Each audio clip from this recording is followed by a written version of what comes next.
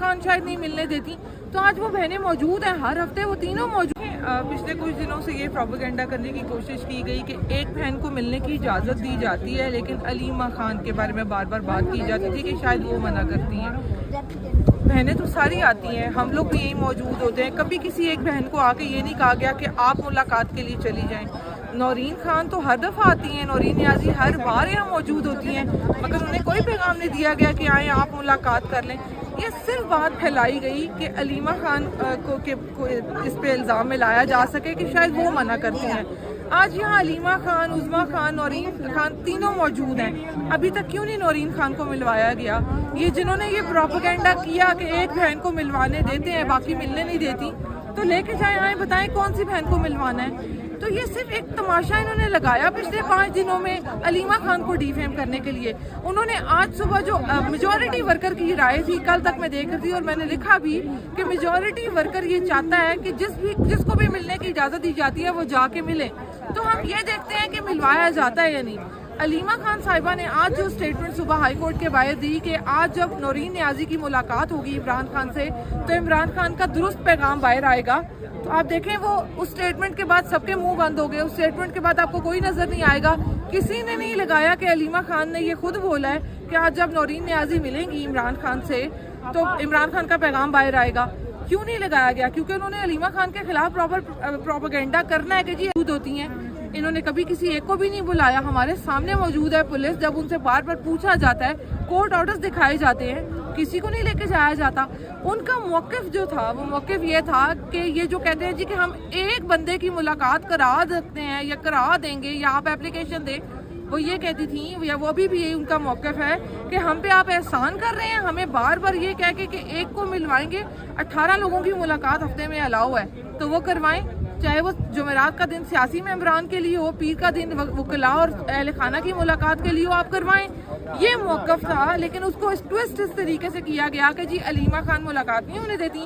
تو آج انہوں نے جو بات کی اب اس کو کوئی نہیں لگائے گا جو انہوں نے بولا۔ تو اب نورین نیازی موجود ہیں، ہم دیکھتے ہیں ان کو بلایا جاتا ہے یا نہیں۔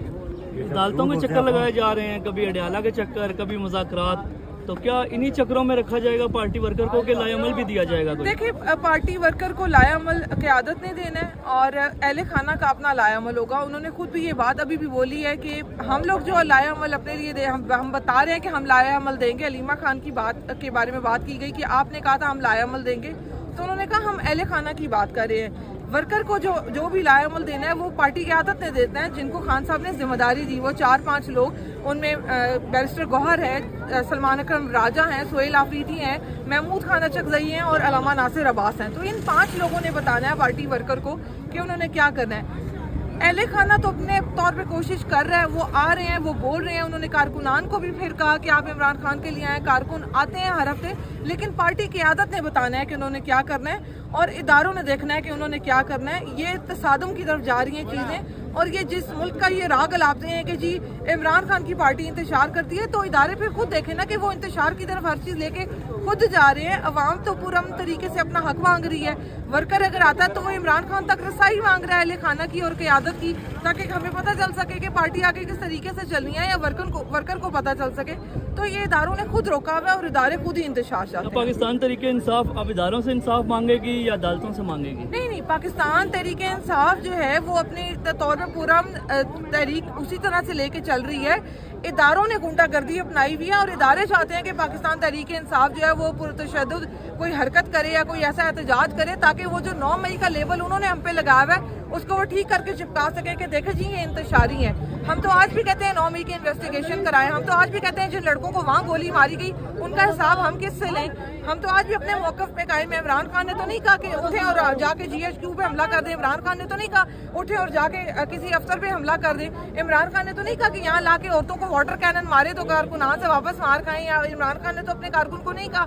اگر اس طرح کرنا ہوتا تو جب یہاں عورتوں کو واٹر کینن مارے گئے ورکر تب یہاں وردی والوں کو پکڑتا اور یہاں پھر پتہ چلتا کہ ہوا کیا ہے۔ یہ تو شکر کریں کہ عمران خان نے اب تک ایسی کوئی بات نہیں کی۔ عمران خان نے ایسی ایک بھی بات کی ہوتی تو یہاں پہ پتہ چلتا آپ کو، جس دن پہلی دفعہ عورتوں پہ ہاتھ اٹھایا گیا تھا یا کسی ورکر کو مارا گیا تھا، یہ واپس پولیس والوں کا وہ اشر کرتے کہ یہ ڈرتے اپنی انجام سے۔ تو یہ شکر ادا کریں کہ عمران خان نے اب تک ایسی کوئی بات نہیں بولی. ہم آج بھی پرامن رہنے کی بات کرتے ہیں. ہمیں پتہ ہے کہ یہاں ہم خون ریزی نہیں چاہتے, ہم تشدد نہیں چاہتے, اور ہم بار بار ان کو کہتے ہیں. نون لیگ وہی جماعت ہے جس نے اسٹیبلشمنٹ کے خلاف, آرمی کے خلاف, چاہے وہ چیف آف آرمی تھے, ان کے خلاف عوام کو کیا. تو اب آرمی نے دیکھنا ہے کہ انہوں نے کیا کرنا ہے. انہوں نے اپنے یہ جو لے پالک بچے لا کے اپنی گودوں میں بٹھا لیے ہیں, جن کی فائلز انہوں نے خود تیار کر رکھی ہیں کرپشنز کی, اور ابھی بھی ان کے واڈا صاحب آ کے, فیصل واڈا صاحب پھر سے بولنا شروع ہو گئے ہیں. تو یہ جس بھی طریقے کے لیے کیا جا رہا ہے, لیکن عوام کو تو آپ بتا رہے ہیں نا کہ یہ نالائق ہے. عوام کو تو آگے وہ بتا رہے ہیں کہ جی خریدا ہے ہم نے جہاز, چاہے یہاں پہ پنجاب میں لوگ کفن کے لیے بھی انتظام نہ کر سکیں. تو اداروں نے دیکھنا ہے کہ انہوں نے کیا کرنا ہے. اچھا میڈم, یہ بتائیے گا کہ یہاں پہ آنا, کھڑا ہونا اور احتجاج کرنا کتنا زیادہ مشکل ہے, اور اوورسیز جو آپ کے سپورٹرز ہیں, اسپیشلی جیسے میں یو کے سے آیا ہوں, تو ان کے لیے آپ کو کیا کہنا ہے؟ دیکھیں, اوورسیز پہ عمران خان بہت زیادہ اعتماد کرتے ہیں. اوورسیز ہماری اس وقت پہ آواز بنے جب پاکستان میں 9 مئی کے بعد کسی کو بھی بولنے کی اجازت نہیں تھی. ایک غنڈہ گردی کا ماحول تھا. کوئی صحافی بولتا تھا تو زمان پاک سے جانے والے واپس صحافی جب باہر نکلا کرتے تھے تو وہ گھروں کو نہیں پہنچتے تھے. یہ ایک طریقہ کار تھا. اس وقت اوورسیز نے جو کیا, ہم آج بھی ان کے شکر گزار ہیں. ان کا بے شک انہوں نے اپنا فرض نبھایا, لیکن یہاں کے لوگوں کی وہ آواز بنے. آج بھی وہ ہماری ایک توانا آواز ہے. جب بھی یہاں کسی سوشل ایکٹیوسٹ کو, پارٹی کارکن کو, قیادت کو اٹھایا جاتا ہے, کسی کو بھی جیل بھیجا جاتا ہے, تو ان کے لیے سب سے توانا آواز اوورسیز ہوتے ہیں, جن پہ عمران خان بھروسہ کرتے ہیں اور عمران خان کا کارکن بھروسہ کرتا ہے. باقی جہاں تک رہی بات یہاں آنا کتنا مشکل ہے, آپ گرمی دیکھیں, یہاں کے حالات دیکھیں, جس طریقے سے انہوں نے ناکے لگائے ہوئے ہوتے ہیں. تو یہاں آنے والا ہر انسان, ہر خاتون, ہر آدمی, ہر بچہ, ہر ورکر جو یہاں پہ آتا ہے, ہر عوام کا بندہ جو عوامی طور پہ آتے ہیں, چاہے وہ پارٹی کارکن ہیں نہیں ہیں, لیکن عوام آتی ہے یہاں پہ. تو یہ ان سب کی اب اس تحریک میں کوشش ہے, اور اللہ تعالیٰ ایسی کوششوں کو کبھی رائے گاہ نہیں جانے دیتا, اور انشاءاللہ یہ تحریک ضرور طیبہ صاحبہ, مجھے بتائیے گا, جس طرح یاسمین راشد صاحبہ کی بل ایک سامنے آئی ہے بڑی دردناک قسم کی, اس میں کتنی حقیقت ہے؟ اگر وہ حقیقت ہے تو آپ اس کے بارے میں کیا کہنا چاہیں گے؟ دیکھیں, ڈاکٹر یاسمین راشد کے وکیل رانا مدثر نے کل ایک سٹیٹمنٹ دی, اور انہوں نے کہا کہ یہ وصیت کے نام سے جو خبریں چلائی گئیں یہ من گھڑت تھیں, اور ڈاکٹر یاسمین راشد نے ایسے اپنی وصیت کے طور پہ کوئی بات باہر نہیں بھیجی. میں پرسنل ایکسپیرینس بتا دیتی ہوں. ڈاکٹر یاسمین راشد وہ واحد خاتون ہے, میں نے اپنے 10 ماہ کے جیل کے عرصے میں دیکھا کہ ایک واحد خاتون جس نے ہر انسان کو حوصلہ دیا کہ کچھ نہیں ہوتا, اللہ خیر کرے گا, کچھ نہیں ہوتا, یہ ٹائم گزر جائے گا, کچھ نہیں ہوتا, اللہ نے آزمائش بھیجی ہوئی ہے. ڈاکٹر یاسمین راشد وہ واحد خاتون ہے. ہر کسی کا حوصلہ کہیں نہ کہیں ڈگمگایا, اور اس حوصلے کو واپس ہمت دے کے اٹھانے والی واحد خاتون ڈاکٹر یاسمین راشد ہیں. تو میں مان ہی نہیں سکتی کہ وہ اس طرح وصیت لکھ کے بھیج دیں اور اس طرح کی کوئی بات کر دیں.